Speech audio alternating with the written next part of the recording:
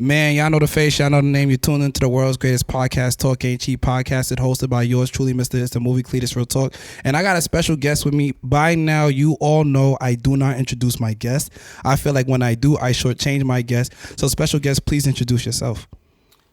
My name is Richard Wright. I'm a professor at Howard University. I have been a professor here for 50 years. In fact, those 50 years will come to an end in May when I plan to retire. Man, so 50 years dedicated to something is a feat in itself. Why education, and when did education become your purpose? Well, the foundation for my education was in segregation. I grew up, I was born in 1940, 42 I mean, and so I was born in the era when segregation was real, and it was pervasive. It was all I knew. I grew up exclusively among black people. All of my friends were black, my neighbors were black, my schoolmates were black. When I went to black stores, everybody was black. I grew up in a segregated black northeast community of Washington, D.C., okay? And education, since you mentioned that specifically, education was always a priority. It was understood that when you went to school to do well, you went to school to be successful. There was no play. Teachers were uncompromising about that. They were unrelenting in terms of your responsibilities. You respected your teachers. You respected them as if they were your parents, because as long as you were with them away from home, they were your parents as far as your responsibilities. So we had a culture that emphasized responsibility to be well prepared, to be well educated. And so my foundation was in segregation right here in Washington, D.C., when education during the time I was in school was taken very seriously. So what was the education like at that time during segregated Washington, D.C. for young black and brown students? Okay, well, really, living in segregation where all you have is the clear presence of others who look like you, doing what you're doing and understanding their responsibilities. Education was simply one of the understood responsibilities that you owed. You owed your parents, and you owed your community. You owed them a total commitment to being well educated, being well prepared. The whole idea of being black and uneducated was unacceptable. There was an attitude that. In fact, one of my teachers, to give you an idea, in class, I remember talking one time, and my teacher had to say something to me, and she called me out on it, and she said, "Boy, don't you understand you got to be twice as good to get half as much?" So there was an attitude that, your play is contributing to your weakness. So education was simply a means to ensure that you don't leave here with my cooperation being unprepared for the world that you have to face. So education was simply part of the culture of preparedness. That was just something that you lived, something that you were not allowed not to be, and everybody understood that. No, understandable. Wow, that's deep, because I felt like in my generation, it's more of a luxury to be educated. It's looked as a privilege versus an inalienable right or responsibility. As someone who comes from maybe conditions where you're marginalized or you may not have certain opportunities to kind of elevate the way you want to. So education for me has always been exactly what you said. Like, it's a responsibility, but it's also a way to position myself.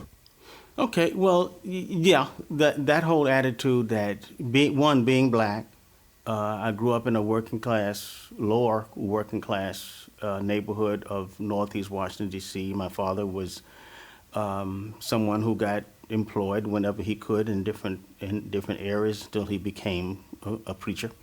So we grew up in very humble circumstances, very humble beginnings.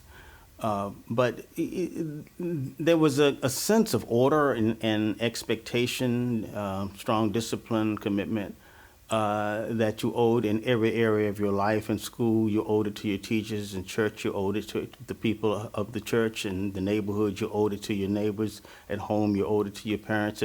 There was just a kind of a feeling that you grew up in, that you had a responsibility to be in a structure that was about ensuring your safety and your success.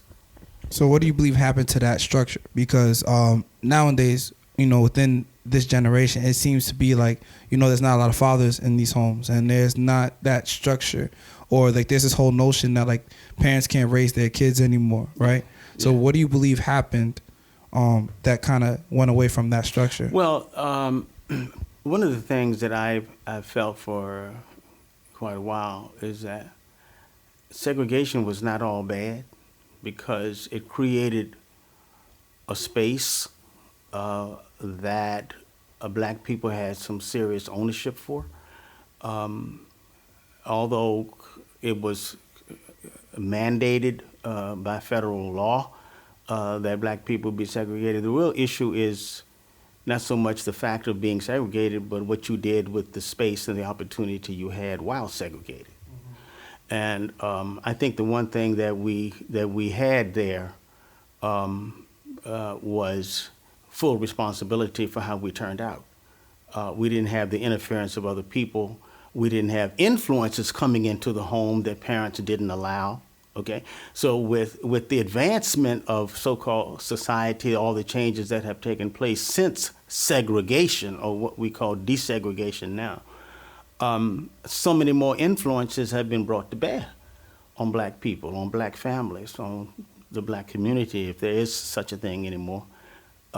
There's just too much coming in that is out of control. And one of the things about segregation was it restricted the range of possible experience that you could have. It restricted the range of possible influences that could be brought upon you. Of course, we didn't have all the technology and all the open media that we have now, which meant that parents truly did control you. They knew your friends, they knew where you were.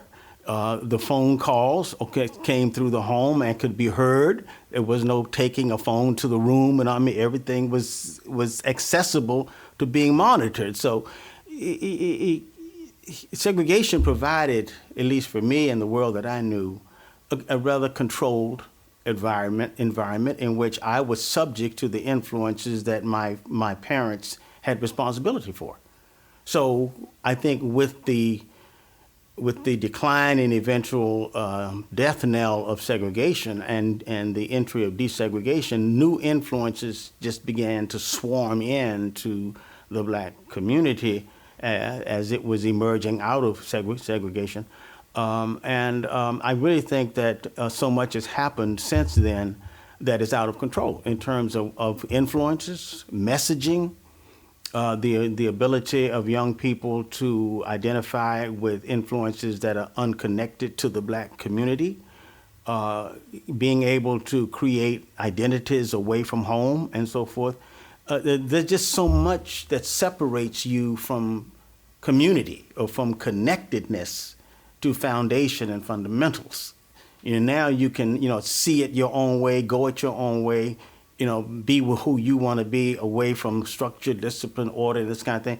I think segregation was the very opposite of all of that. So when you lose all of that, then a kind of looseness comes in and directionality, where all this can take you, your sense of obligation, who you're obligated to. And even that whole issue of who you're obligated to is an open question now. Like where are you obligated? In my day, it was very clear.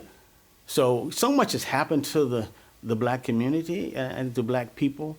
We've become more mainstream, and mainstream is always a kind of alienating kind of dynamic from community because it emphasizes the individual. It emphasizes you over the collective. So therefore, with desegregation coming in, black people gradually moved more and more and closer to mainstream individuality and what's associated with being able to go it, as it were, alone kind of thing, which is very alien to the world that I knew. No, understandable. And speaking about alien, right? You were part of the University of Texas as one of the first classes to be desegregated at that university. What was that like around that time? Well, I went to the University of Texas in 1965. I was at the time 23 years old. I had just come back from finishing Howard University. Of course, this is a big jump from where I was, but when I went to the University of Texas in 1965, I was not well received. The university was undergoing desegregation, and of course was under court order to desegregate. So black people there were seen as undesirables. For the first week I had no place to live when I went to the city because the city was segregated. There was one black dorm. It was already filled at the University of Texas. So I had a rough time just being able to, get housing, getting a place to live. I remember my mother telling me when I told her what my struggle was. She said, "Boy, you don't have to go through that. Why don't you just come on home?" I said, "I can't do it." I said, "I'm here for a reason. I came to get something, and I can't let them keep me from having it." So, therefore, I stayed. I finally did get housing after about 7, 8 days. But my reception was one of coldness and indifference, even in classes. My classmates were looking at me rather strangely. Although I was at the graduate level, I didn't feel comfortable being there. But my attitude was that, I had gone through enough preparation to know that my strength was in myself, and I didn't have to be dependent upon whether someone accepted me, liked me, wanted me, or whatever. I came to get an education, much like I went to school to get an education. The idea is you have to focus on the fundamentals. I learned in segregation that it's not supposed to be easy. I learned in segregation you're not supposed to be liked. I learned in segregation that the only thing that ultimately matters is how prepared you are for what it is that you have to face. So my attitude was, as long as I know where the library is, then I don't have to bother with you, because I came to get an education, not to make friends. So I was very much into a sense of readiness to take on the challenge of being marginalized, or being disliked, or being disrespected, because I didn't go there to be loved. I went there to take a degree. I was fully supported by the institution. I had a full ride scholarship to work on a master's degree, which I completed it in 2 years. So segregation prepared me for the roughness of an institution that was now fully white. I mean, the institution was 99.9% white. So I have to look back on my preparation in my own school system and in my own neighborhood, in my own family, to not worry about the externals, to worry about primarily the internals. I went strong, I went well prepared. I knew I was ready for whatever they were going to throw at me when it came to challenges that were academic. Of course, nobody ever approached me physically or became violent with me. I think over time I did earn the respect of people, at least to say, well, just leave him alone, because he's good. He's good at what he does. So it was my competence, my show of strength, my refusal to be weak, to be apologetic, to be sad because you don't like me. I mean, all that kind of stuff. I mean, I think I showed them a strength that they didn't anticipate. And I think I learned that in segregation. You learn in segregation to be the presence that you need given the situation you face. And I learned that. I learned that at home. I learned that at church. I learned that in my neighborhood. I learned that at school. And speaking of school, because I didn't mean to skip over Howard and your time at Howard, but what role did Howard prepare you for that? Because my question really, what I really want to get to is, was Howard necessary at that time, being that there was already segregation? And because we speak about these historical black colleges and universities kind of as these places where, black students go to be educated by, people who look like them, but also as a place that protects black education and black academia in a way that these white schools didn't give black people those opportunities. So for you, being that you were at Howard at that time, did Howard kind of prepare you for desegregation, or was it one of those things that it was just like Howard was just Howard, just another place that you go to, and like that's where you went? Well, first of all, let me just simply say that this nation owes Howard University a debt, a debt, one in respect, but also in recognition that it was Howard University, in fact, the lawyers at the law school of Howard University who argued the desegregation case before the Supreme Court. I mean, it was Howard that put desegregation into the books as a credible foundation for life in this country. And so Howard, for me, when I went to Howard, was always thought of as a strong institution that would take me from where I was to where I wanted to be as a strong young man. Okay, so I came to Howard feeling good about coming here, about being accepted here, and wanting to be here.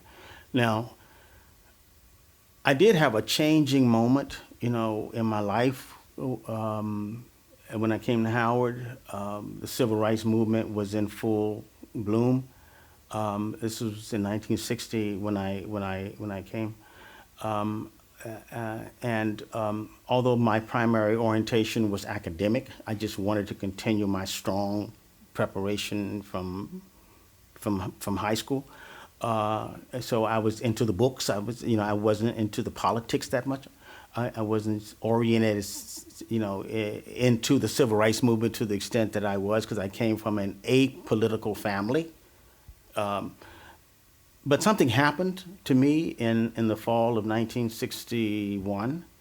I was taking a government class, U.S. government, 610, and our professor alerted us to the fact that we were going to have a visitor to campus, and that we should go, because it's a very important opportunity for us to gain experiences beyond the classroom. And it so happened that the person that he was talking about was Malcolm X. Malcolm X had been invited to Howard to actually be a main presenter.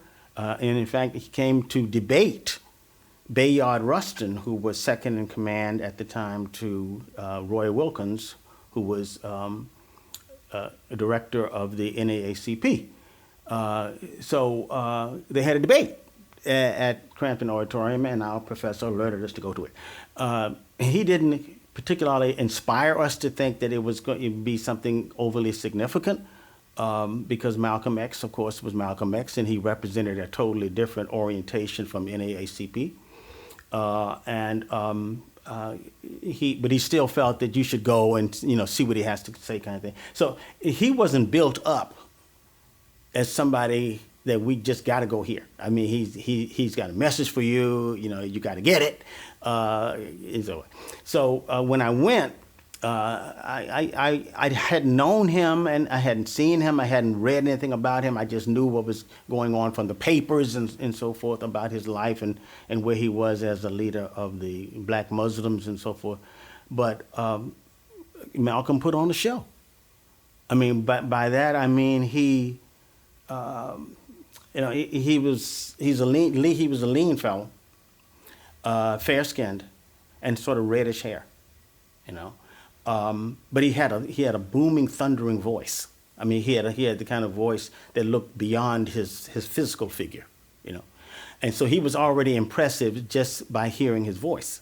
He was very, very powerful in presence and in voice. Okay, so his message overall was not so much to defeat the NAACP or talk exclusively about the rightness of his cause and all this, because he recognized that this monster called racism needed to be confronted on as many fronts as possible.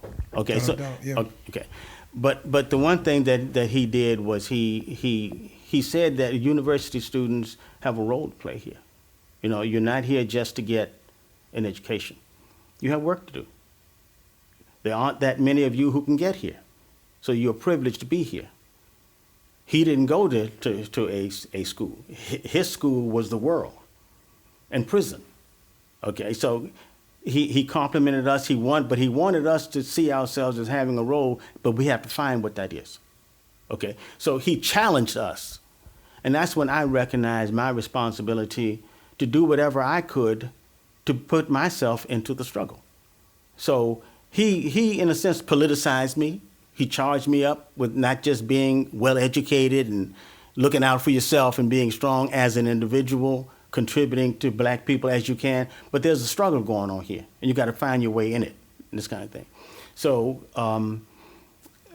so Howard, he was part of a total set of experiences where Howard connected me to being not only a black prepared person, but to be sure that I'm always connected to the struggle, to be someone who, in your own way, you're doing that. And as a professor, I always took Malcolm with me in terms of his spirit of activism, and his spirit of using your competence to make a difference, his whole sense of there's work for you to do, okay? And we all have to do it our own way, but we have to be about doing it, kind of thing, you know. So that has always stayed with me, and I've taken that throughout my life. And as a professor here at Howard, I've always wanted to inspire my students with that. So I mean, they're connected to Malcolm through me, because what he gave me, I give them. So there is that connectivity that I feel very, very deeply. And I think Howard still has that role to play, to be about change agency, to be about the preparation of substantive leadership for substantive needed social change. So Howard gave me that. I mean, Howard gave me that. I was inspired by that, and I have lived that throughout my career. That's beautiful and well put. Just for the sake of time, I have my final question. And before I give you my final question, I just want to say thank you so much for your time, Dr. Yes, Wright. And just yes, thank you for everything you've done for me ever since we've met during COVID and me attending for my very brief stint here. I appreciate you. I appreciate your support. I appreciate your enthusiasm. I appreciate the energy that you brought every single day to your job and to just us. And like I said, you are definitely the bright spot, if not one of the only bright spots of our time. Well, my time at Howard. Well, thank you, sir. And that's why I had to come and see you face to face, and I had to make sure that I got to share this moment with you. My final question, before you leave, is what do you hope your legacy will be? Like, what do you hope to have left behind? Because 50 years at Howard is crazy. Like, I don't know anyone who's done 50 years of anything. So 50 years at Howard in itself is crazy. So what do you hope your legacy will be, or what do you hope your legacy, the legacy that you'll leave behind will be? Well, I hope that my students, all of them, have all felt the same thing that I felt that I wanted to give, and that is a total love of black people, how they have overcome struggle, that they are a beautiful people with so much to offer the world because they have struggled. They have work to do. I think there's so many changes that are needed in this nation that I have said to them can only come from a committed black presence. And you have work to do. When you leave Howard, you must see yourself as being an agent of change. I want to have a legacy that has reinforced the preparation of black people to do what only black people can do for a nation that has marginalized them, that has given them a sense of insignificance in terms of how they are seen. But a nation like this cannot come to its consciousness, cannot come to its wellness without the role that black people play in bringing that about. And I have wanted to be a faculty member, a presence at Howard University who sent students forward to be about that kind of work. And I think I have committed my life to that. And if there's a legacy, I'd want my students to say they remember me for that. No, without a doubt. And you say you're working on a book and a lot of research, you know, and within 30 seconds, tell us about this book and tell us more about why you decided to do this type of research. Okay, well, my book is going to be in what's called an autoethnography. We've talked a little bit about it today.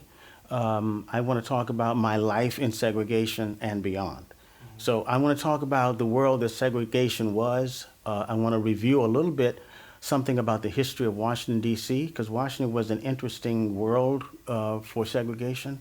Segregation was different in different places in the country. Mm-hmm. Washington was a rather unique world because Chocolate City. Going back to the 19th century, Washington became a mecca of black people. Many black people left the South to come to D.C. Many outstanding political and educational leaders left from where they were to come to D.C. D.C. became a mecca of a burgeoning black middle class, professional class. And I think Washington became the beneficiary of all these people being here. Okay, so my experience in segregation really goes back to the world that they helped create. So I'm going to talk a little bit about the history of D.C., okay, and bringing it up to the time I was born. And then I want to talk about my life in segregation. I'm going to get a little bit deeper into what I was talking to you about. I want to connect it to the world that acted on us at that time, because the world has changed. D.C. has changed fundamentally. I don't know this city relative to the city that I knew as a child. Okay, it's not the same world. Okay, education in D.C. is not the same education as it was when I grew up. Okay, so it is constitutionally different. So I'm going to pick that up as I go through, because I think in so many ways when desegregation came along, a lot of the good things that we had in desegregation went by the wayside. So black people began to fall off and not benefit from the world that I knew. So I want to talk about that world, because in so many ways, black people did some really good things when they had the space and the time to do it all for themselves and for each other. I'm going to talk about that, okay? Because segregation really has had a bad rap nationally, you know, and rightfully so, because it was an imposition. But at the same time, the real story is not the imposition. The real story is what people saw themselves as having opportunity to seize and do for themselves. So segregation was really a moment in time when black people, at least in the city of Washington, D.C., did something real special.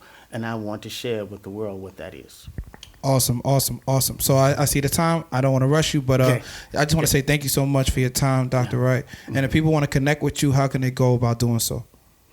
Well, I'm a professor at Howard University. I have an email, which is rwright@howard.edu. That's all I'm going to give out right now until I get to know who people are. Yes, sir. But you can at least contact me in that way. Yes, sir. Thank you so much for your time.